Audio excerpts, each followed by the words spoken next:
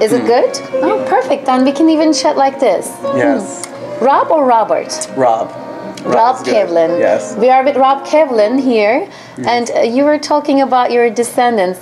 You have some Russian descendants. Yes, my mom is from Moscow actually, and my dad is from Ukraine. He's of Russian descent, and I'm first generation. Oh. So they moved here. Any siblings? Yes, I have 2 older sisters. So. And your mom is the pianist, is that yes, right? Yes. And when she was in Moscow, she was studying piano, and she was teaching. And did she teach you too? She, a little bit here and there. You know, I actually dabbled with different instruments growing up. Is piano one of them? Piano lately I've been getting more into actually.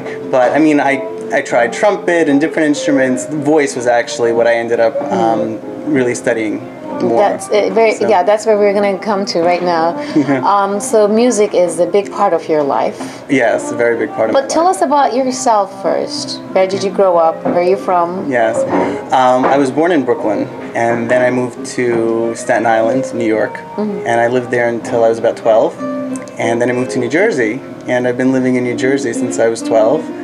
And that's, you know, where I've been since then. Let's come to music. What made you choose music? It's something that And singing, especially. Right. It's something I had innately from when I was young. I remember watching Star Search on television when I was like 4 or 5, and I was so blown away by, you know, the incredible talent.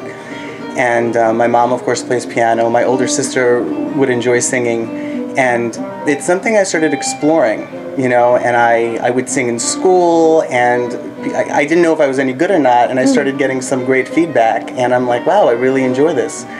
And I started being more actively involved in different shows and talent shows and plays and things like that. And did you win any of the national championships, awards? Yes, actually, it was a really great experience. A few years ago, I was in a competition called the USA World Showcase, and it was from the MGM Grand in Las Vegas, and there were hundreds of thousands of people, and it was actually broadcast on the PAX television, and I was the grand trophy winner.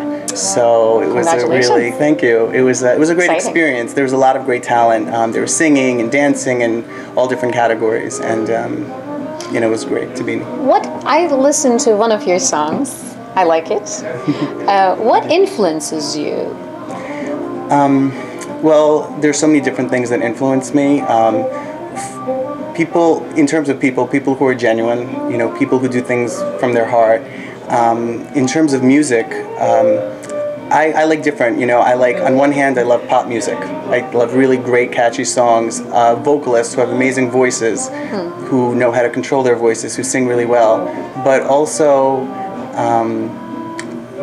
you know, I like songs that are inspirational, you know, romantic songs, inspirational songs, like I said. That's why I love them. Some people say that you sound like, or you're influenced by Harry Connick Jr., Michael Bublé. Do you agree with that? Yes, absolutely. I mean, when Josh Groban first came out some years ago, I was really amazed because I kind of didn't feel that there was as much of a niche for artists like that. And he came out and I was really impressed with his voice, and I thought I could see myself kind of going down that kind of a path, you know, an adult contemporary kind of path. So I really enjoyed his voice and his work, and artists like Michael Bublé and Matthew Morrison I saw recently is really great, even to people like Clay Aiken who are a bit more pop. Would you like to ever perform with them? Oh, absolutely. You know. This industry is a tough one. We could agree on that, right? There are so many challenges. How do you find yourself in this challenging industry? How do you cope with it? You know, I think there's so much subjectivity, because I think that, you know, the most important is that you go out, you give your best, you give your heart, and you hope to learn from each experience and hope that people will take an interest and love what you do. But you definitely have to have a thick skin, you know, because sometimes people will say things that you like, sometimes that you don't like.